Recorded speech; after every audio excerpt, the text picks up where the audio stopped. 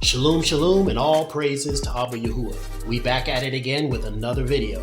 What does Disney's Snow White remake have in common with the New Testament Messiah? Stay tuned in to find out. Okay, so let's get into this. So today, we're diving into a fascinating comparison. The backlash against Disney's Snow White remake and the ancient rejection of the New Testament Messiah. What do these two unrelated events have in common? Well, a lot more than you think. So let's take a minute. Let's explore why people often stand firm when long-standing culture is challenged. So not sure if many know, but the new Snow White remake caused a global uproar. Why? It's because audience rejected the drastic changes to the beloved classic movie. Snow White, once symbolizing kindness and resilience, was reimagined as a so-called girl boss or lady boss who didn't need a prince, she didn't need a man, nor did she need saving. So it was a complete rewrite of the original. But from what I'm hearing, spoiler alert if you haven't seen it, without the true love's kiss from a man, she would have remained in a coma. So in my mind, she still needed saving by a man. Weird. So how did all this transpire? Let's take a step back. So in 2025, Disney underwent a significant management and leadership changes, and they aimed to appeal to a broader audience and align with modern social trends, political agendas, and the growing focus on diversity and inclusion. This push for representation became especially prominent in the 2010s and beyond. While these efforts were intended to resonate positively, Disney's recent reimagined films infused with these progressive viewpoints have often faced a lukewarm reception. Instead of being widely embraced, box office results indicate that many audiences, including families and children, have not responded positively to these changes as expected. The world has overwhelmingly rejected the altered storyline of Disney's beloved 1937 classic Snow White film. And this is evident by its underwhelming box office debut. Despite its massive production and promotion budget, the film's opening weekend was significantly lower than past Disney live-action remakes. The lackluster reception, combined with widespread backlash over changes to the original story and casting decisions, has resulted in a disappointing start that raises doubts about the film's long-term success. Many may also not know, but this type of huge rejection isn't new. Thousands of years ago, the Hebrew people faced a similar dilemma, however, one far more consequential. In 63 BCE, the Roman Empire captured Jerusalem, asserting its dominance over the region. Under Roman rule, the Hebrews, who had faithfully preserved their well-established history, culture, and unwavering devotion to the God of Israel, Yahuwah, now faced a narrative that redirected esteem and praise to an intermediary. This marked a significant departure from the Creator's command to serve Him alone, a belief they had upheld for, at this point, 1,500 years. Just as the world overwhelmingly rejected the altered storyline of Disney's beloved classic Snow White, imagine how the ancient Israelites must have felt when their entire culture faced attempts to be reshaped and rewritten.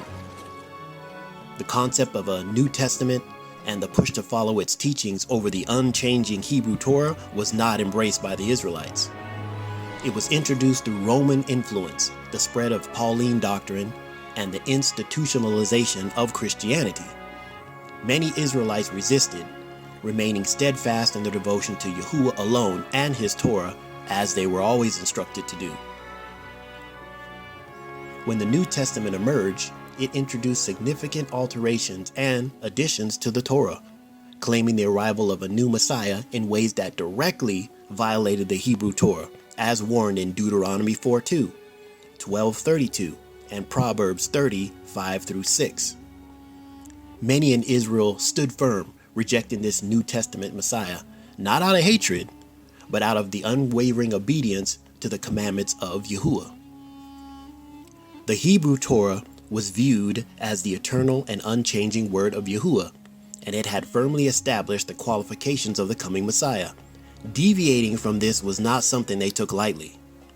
The Torah reads in Deuteronomy 13:1-5, "If a prophet or dreamer of dreams arises among you and gives you a sign or a wonder, you shall not listen to the words of that prophet.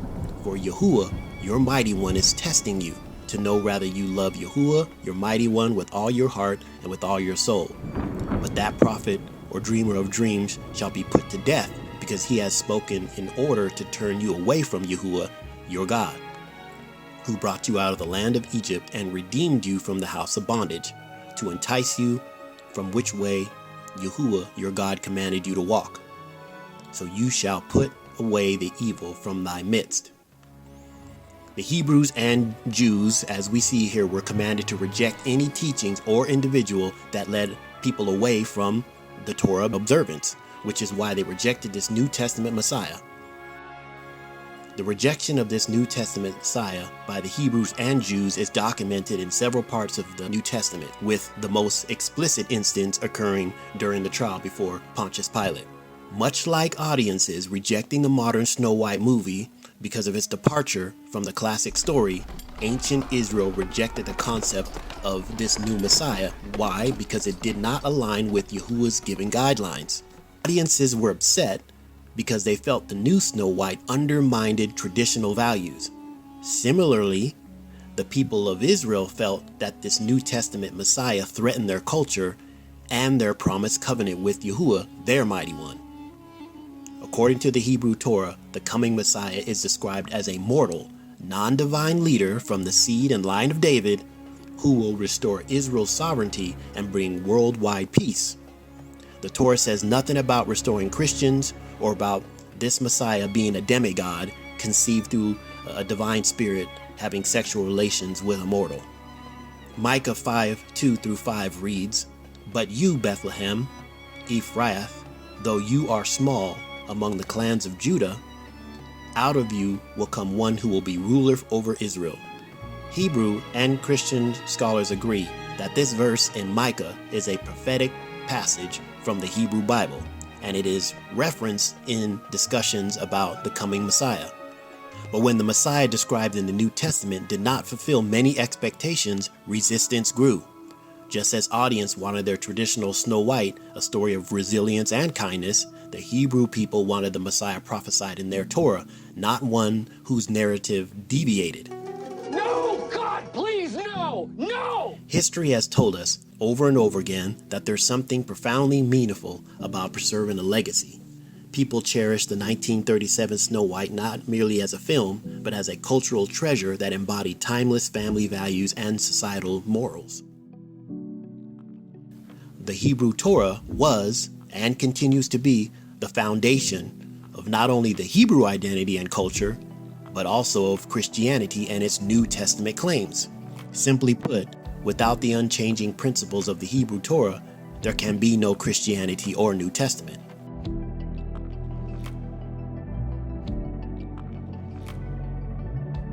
Psalms 119:89 reads, "Forever, O Yahuwah, your word is firmly fixed in the heavens." For the Hebrews, accepting a new covenant through this New Testament Messiah meant undermining the eternal word of Yahuwah, casting doubt on the God of Israel's claim of being unchanging. See Malachi 3:6, Psalms 102:25-27, Numbers 23:19, Isaiah 40:8, 46:9-10, and Psalms 33:11. Just as audience saw the altered Snow White as an attack on their beloved classic, the people of Israel viewed the New Testament's reinterpretation as a rejection of their divine heritage, shifting all esteem away from Yahuwah alone as instructed. Another major concern in both scenarios was the perception of an agenda. Many accused Disney of forcing modern ideologies into a timeless story. Likewise, the introduction of the New Testament faced mass scrutiny. Was this truly a fulfillment of prophecy, or an effort to appeal to non-Israelite audiences by adapting pagan beliefs to be more inclusive?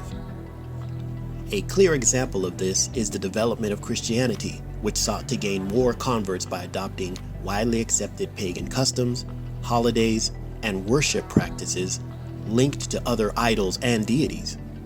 Traditions like Easter, Halloween, Christmas, and New Year's, along with the elevation of mythical demigod saviors or intermediaries, have long been central elements of Roman and Greek culture. This compromise is alive today and strong in modern times, as Christianity has proudly embraced many progressive social trends that even go against their New Testament teachings. Concepts like the lady boss mentality, pagan worship, and various forms of gender identity and expression, which were once shunned to traditional Christian values, have become more accepted and integrated into contemporary Christian practice. Jeremiah 6:16 reads, "Thus says Yahuwah, stand by the roads and look, and ask for the ancient path, where the good way is, and walk in it, and find rest for your souls." The ancient Hebrews chose the ancient path, rejecting changes that contradicted their unchanging covenant with Yahuwah, much like audiences today rejecting the modernized Snow White. So what can we learn from all these events? Whether it's Hollywood reimagining a cherished classic, or the theological shifts of ancient times, people resist changes when they feel their values and belief are at stake. In both cases, the rejection wasn't about resisting progress, it was about preserving identity. Just as fans stood up for the legacy of Snow White, the Hebrew people defended the eternal and unchanging truth of the Torah. So there you have it. Who knew Disney's Snow White remake would have something in common with the Christian New Testament Messiah? Pretty interesting. I remember growing up in church, they always portrayed the Jews or the Hebrews as pompous and arrogant and the killer of the Messiah. However, now that I'm older and I'm able to look back and now reading things from the perspective of the Hebrews on the Torah, I can easily see that they rejected this New Testament Messiah because they were following the Torah. The Torah told them if somebody veer them or steer them away from the Torah, then that's a false prophet. And the Father who sent me also testifies on my behalf. You have never heard his voice or seen his face. And you do not keep his message in your hearts, for you do not believe in the one whom he sent.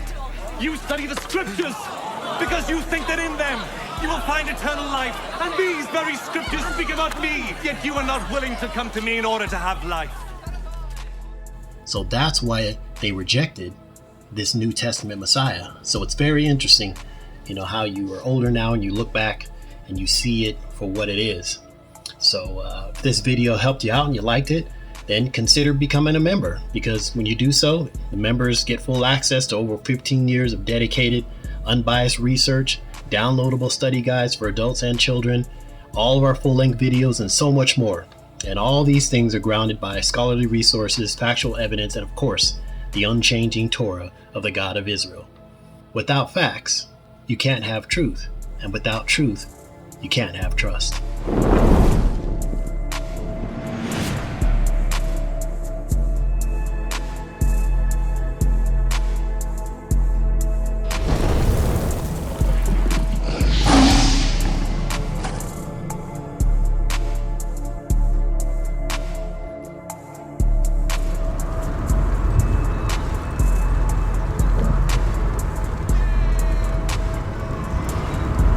Don't forget to like, subscribe, and hit that notification bell for more insightful content. See you next time.